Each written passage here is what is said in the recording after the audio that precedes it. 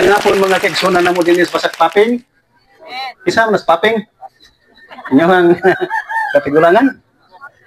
Mao na nga nagsabot-sabot ni Dres Daplin kay nagda ako kuan ba nga puti na kung buulan ako samtang nag-ilis ko kay ngano man ni gamay man ako sa kin. Ingon siya. Dili man ang sanina man ni gamay. Ikaw man ni dako. Kuan ba yung ba? Dugay na gyud panahon ba wala ko maka-long sleeve. Kay mas maayo mo guna mag-long sleeve ta. Tubangan ninyo. At least ang inyong kasing-kasing tinuod. Mo lagi pangayo sa Ginoo, ikinahanglan sa Ginoo ang inyong mga kasing-kasing nga sa kadaghang tao sa muluyo, daghang tawo mo gyud to. Ya, kagyado tingin sila busy. Ay sige magpatukar. So maglisod ta og kining speaker. Pero kamo din si brother mao man ni among gi kuliktas ko na, kung magkuryente. O gani sila. Ang Dios nagkakita sa inyong kinabuhi. Kinira parang panahon na mga kaigsunan, kinahanglan ta og Ginoo ng panahon na. Hindi ginita makinahanglan Ginoo. Mapareha kita dito sa gubat bitaw ta Iraq ug sa Iran. May nilang pagkatuog. Hinanok sila. Malinawon kay gagabion. Wala nga damhan nga. Itog pa, mga dagko kayong bomba. Buot sila mamata. Patay naman sila. Yun na ka mahinudanon nga nakinahanglan kag Dios. Nga ato mo pangunon na ko bisan asa lang paingon. Paguna dayon tag nanak ko ning mga laik relihiyon ay. May man nagsatubangan unya sa gingarian sa Ginoo. Pangitaong relihiyon. Kaya basihan ka pag sa Biblia. Kung unsa ka dinis kalibutan. Sa likwalan yung mga tao nga magsangyaw ninyo sa pulong sa Biblia. Ngunta, Biblia manunta ang atong sangyaw. Dapat sa di ka mo sugod, ikinahanglan mo yun nga kanigong Klasias bulukaton, naging bold rin ngalan sa Diyos. Niya, siyempre, natuo tingali mo nga sa inyohang isikikilid, huwag mga yawa. Kay matot pa niya Apostol Pedro, kasing kotso, ang yawa, nasa imong luyo, naglibot-libot. Malagna matukbo na yung mga tiil niya, magsigita o kuwan. Amo nga, hindi karong mga urasa, pag-amputa. Pangayon na to sa Diyos, mga kining nakadungog Diyos Daplin, makasabot sila. Langit ng amahan ni Diyos. Hindi karong kahaponon, ako mga pag-ampo. Nga, kining balaan nga, pulong, nga naisulat sa Biblia, itugot amahan, nga mabati, madunggan kini, sa tanang nagpalibot, labaw, nagayod, sa mga taong ni asa tubangan. Amahan, ipadayag ang imuhang gahom.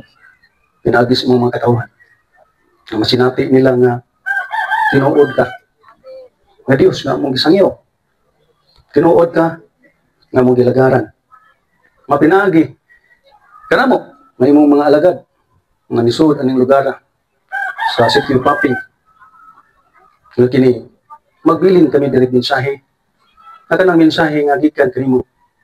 Kinutlo sa balaang kasulatan. Tabangan mo sa kinimubos mong alagad.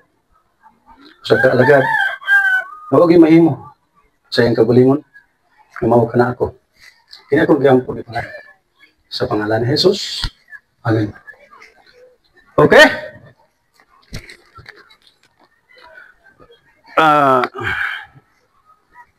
Akong na tingali mga kaigsunan, namo diri sa sitio, no? Sitio Paping, o Barangay Basak. Sitio Paping. Kamauna ta mamalandong. Sa atong kinabuhi, bay-bay naman tag-edad, bay-bay naman tag-experience sa kinabuhi. Di man ta mga bata bago lang kahimugso. Nawa ta nakakita. O wala na ito maobserbahin ang mga paghitabo sa kalibutan. Pag-imbitar ka diya. Pag-imbitaran na imong mga barkada. Para makadungog. Nandok na yung mag-iimo doon. Para makadungog na sila. Sige. Tiwanin ninyo mga kaigsunan. Sa ako nagkikaingon, hindi ito pangidaron, upay-upay nagyutag mga naobserbahan sa mga panghitabo sa kalibutan. Nga din, doon naman tayo mga cellphone. Siyempre, doon na tayo internet. Makita na to ang mga panghitabo sa laing-laing mga nasod. Tingali, labihan pa kapresko sa inyong pangunahuna. Ang gubat. Gira, wala pa mahitabo ang gira. Nga hangtod karon na padayon ng gyapon ni gubata. Nga, kining gubata baya, masugot mo sa dili, may posibilidad, may posible nga mo kanap ni daghang mga nasod kay maglinabanay. Nga, kung mo apil ning ato ang nasod, wa man tay igog yung hinagipan, ang ato ra gyud ikatampo mga tiksuna ng Maurice Paping, sa una to ng mga bomba. Unsa wa man tay ka kwan. Sa una to ng mga missiles, atangan na to na, bahala buntagan na to. Pero ano na nga sa imo pa lang pagsaho, una gyud kang masinsiyo. Mao nga ako mga pagdasig nga sa sitwasyong malisod, yan ang panghitabo sa laing nasod. Nagampo man ta nga di na udangat diri sa tuang nasod. Kay sigurado magyud ta nga wa gyud tay ikasarang kung magisgot nag tagubot. Kay ang ato ang naandang pabuto, mga pitis, mga mariatua. Pagka na tingali, pitis lato ibaw sa mga missiles. Mao nga tungod sa paghitabo, medyo maka-alarma. Ma-alarma ta. Kay kanang mga panghitabo sa mga nasod karon nga naginubatay, diin nikambat nag-ubay-ubay na gyud ang nangamatay, mga civilians, na wala lang linla dahuma, nga niya ng orasa, adlaw, at nga mga wagtang na sila ni kinabuya. Apan ako mga pagdasig sa mga tigsuna ng City of Paping, way laing dangpanan nato. Ikaw, ako, kita karong aniya din eh. Huwag ang tanang nakabati, nining minsaya. Walay lain, nga makasarang, makasagang, o makatabang nato, panahon nga maupot ang malisod na panahon. Ilabi na ni anang gubat-gubat, apan sa dili pa ganin ang gubat, gubot man ganin atong Pilipinas tungod sa politika. Gubot ang atong nasod tungod sa matagpanid sa mga politiko. Bago malata na human sa tuang eleksyon. Mga niini karong tagnaabot na ako ang mga igdulungod sa matag usa dinhi. Makasabot, makadungog. Tungod kay wala tamoy lain madangpanan o atong saligan. Mao gyud ang Dios, mga kaigsunan. Matud pa sa pulong sa Ginoo sa Buhat Kapitulo 2 bersikulo 21. Ay na nagbasahin no? Aron makwanta. Sa Buhat 2:21 nga ang tanan nga mga liya sa ngalan sa Ginoo mamaluwas. So dunay mga panaad ang Dios mga kaigsunan nga ang tanan kunong magasampit mga liya sa ngalan sa Ginoo mamaluwas. So bisan sa kapobre sa atuang nasod, bisan sa wa gitay andam kung doon na may mga malisod nga moabot sa atuang nasod. Kaya kining atong nasod, kung kamo updated yung mus balita, adunay hulga, may tungod anang ato ang kadagatan. Nga mahilayo lang ka na, pinagis mga pag-ampo sa mga madlukon sa Dios, hindi na mahitabo ng hulga sa usa ka nasod, nga buot mo ilog sa teritoryo sa ato ang nasod nga Pilipinas sa kadagatan. Mao nga kita dinhi mga kaigsunan, sa ako nagikaingon, wa gyud tayo gahom nga ikapanangka labi na sa mga nasod nga kadko ug mga dato. Apan kita, kung ikaw mutuo, kung ikaw manumbaling nining ako karong diskurso sa inyong atubangan, Dios na gyud ang atong daganan. Mao nang giagda ko kamong taga-Paping. Uban kamo sa tuang kalihukan nga naa ang paghadlok sa Dios, naa ang pagpatalihok sa pulong sa Ginoo. Nga dili nga ang atuang kasing-kasing unahuna pulos lang yun ta mga pangandoy nga material ang atong pangandoy kutob ra kayon nga mulambo mo hinungdan nga mo pa natong mga kaigsunan wa gyud panahon wa gyud lugar nga mopatalihog maminaw aron matudloan sa pulong sa Dios nga naman tungod kay ang kasing-kasing kunahuna mga material apan hindi karong katna karon sa kahaponon mga kaigsunan patalihogin ninyo ni pulong sa Ginoo paminawan ninyo kini pulong sa Dios gikinahanglan ni sa inyong kinabuhi matugpas pulong sa Ginoo sa Isaiah 59:1 nagkanayon lahat sa Ginoo dili mo po aron dili ta niya luwason ang dalunggan sa Ginoo dili bungol aron dili ta niya dunggon naalam sa inyo kasayuran ng mga kaigsunan dili sa sitio Paping nga ang matagusa ka nato na kinahanglan Dios ang matagusa ka nato na kinahanglan o Ginoo sa itong kinabuhi kay hangtod wa kay Ginoo wala dayod kitay kangho niining kinabuhi ug dili karon tagra amo mga kaigsunan buot ko nga masayran ninyo ang dimensyon diri sa mga apostoles sa libros mga buhat nga nagingon nga ang tanang mga sampit sa ngalan sa Ginoo mamaluwas ang pangalan mga kaigsunan nag-dimension sa Biblia mao kining ngalan wala na laing ngalan ni Ginoong Hesus sa buhat 4:11 versikulo 12 nagingon ang pulong sa Ginoo kining maong Hesus nagisalikway ninyong mga magtutukod na himo hinunguluhang batos pamatang o walay kaluwasan sa bisan kinsa pangalain o walay laing ngalan sa silong sa langit nagihatag sa silong sa langit na pinaagi niini mga luwas kita ngalan ni Hesus ang makaluwas di pwede manawagtag mga santos ug santas bugtong ngalan ni Hesus ang nakarehistro sa Biblia nga mao'y bugtong makaluwas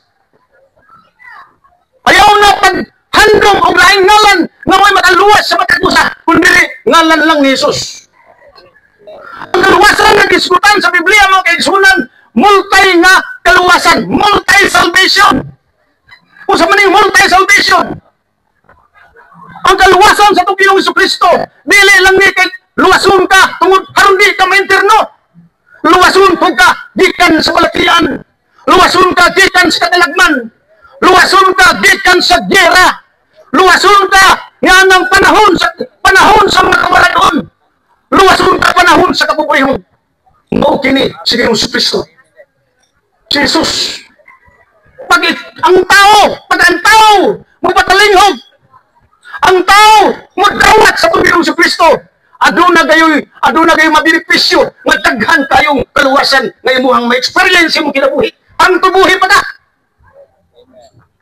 ang pangutana kaon maghanap to natakos kang musampit kining ngalana kay wala may lain sampit kang ngalan man lang ni Jesus usaon man nakita takos pinahanglan mga kaigsunan paminawan ninyo pagayo mao kini ang instruction sa Biblia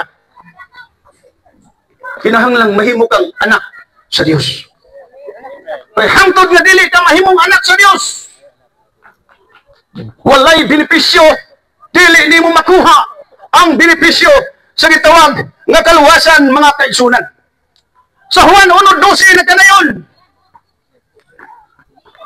kaniya sa tanan nga modawat o sa tanang mutuo ang Hesus kaniya naghatag siya kagahom nga mahimong anak sa Dios ang simple nga part sa tao mao gayud nga mutuo siya og iyang dawaton si Jesus sa iyahang kinabuhi aron nga mahimo kang anak sa Dios kay si Jesus lang ang maghatag na og authority aron mahimo kang anak sa Dios mga kaigsunan usaon man nimo pagdawat si Jesus aron natong madetalye ug makuha nato ang mga pamaagi sa Biblia usaon nimo pagdawat si Jesus dawaton nimo si Jesus batud pa sa Roma 19 nagingon kay kung pinahagi sa imong bapa magasugid ikaw nga si Jesus mong Ginoo o magatuo sa sulod sa imong kasing-kasing nga siya digpanho sa Diyos kikan sa mga patay maluwas ikaw mao kini mga kaigsunan ang paagi na ikaw mahimong anak sa Diyos na ikaw kinahanglang mo Sugid! Kung sa maning sugid. Kung sa maning sugid, brad, confessal. Musugid ka! Nga si Jesucristo, mo imong Ginoo. Musugid ka! Nga si Jesucristo, gibanhaw sa Diyos, gikan sa mga patay. O maluwas ka. Sa laing bahin, mga kaigsunan, unsaon haron ni wardi, o unsaon haron takuskan mo sangkit sa ngalan sa Ginoo. Karong adlaw, maghinulsol ka. Matod pa, pulong sa Ginoo sa buhat 3:19. Maghinulsol ka mo, o pamalit na kamo ngadto kaniya. Aron mapala ang inyong mga sala. Ug ang panahon sa kahiya ay mag-abot at ubangan sa Ginoo. Ang paghinulsol, mga kaigsunan, usa kini ka requirements para mapala ang atong mga sala. Kung unsa man sala nato gikan sa atong pagkabata hangtod sa pagkatigulang, mapala lang sa diha nga maghinulsol. Ikaw, mga kaigsunan, mapala lang ang imong sala sa diha nga maghinulsol. Botong masayran ninyo kung unsa kining paghinulsol. Ang paghinulsol, mga kaigsunan, mao kining mubiya ka sa sala. Mutalikod ka. Sa diyang talikdan nimo ang imong sala. Musunod ka sa Ginoo. Mao kanay gitawag na paghinulsol. Hinulsulan nimo ang imuhang mga nabuhat. Hinulsulan nimo ng mga binuhatan nimo nga wa ay muti sa Dios. Mao kanay giingon ni Apostol Pedro nga kinahanglan nga maghinulsol ta.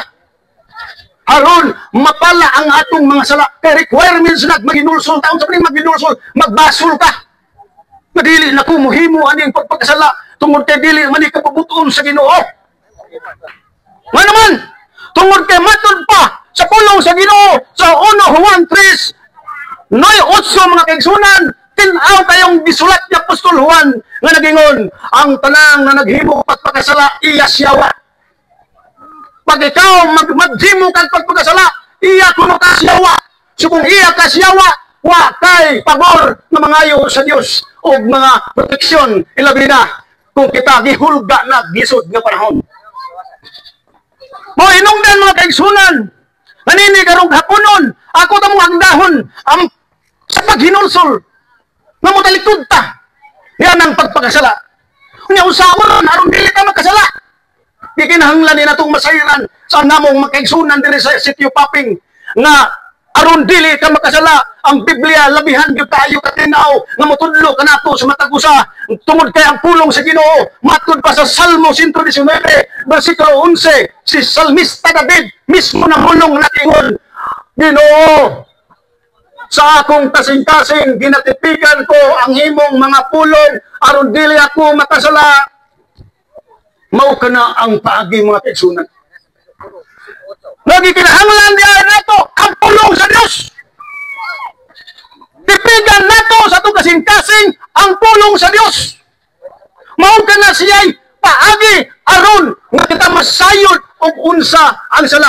Ug aron kita mo makalikay o dili na makabuhat pagpagpakasala, papuyo o kinahanglan nimo nga magtuon ka sa pulong sa Dios. Maminaw ka sa pulong sa Dios. Unsa man ni pulong sa Dios?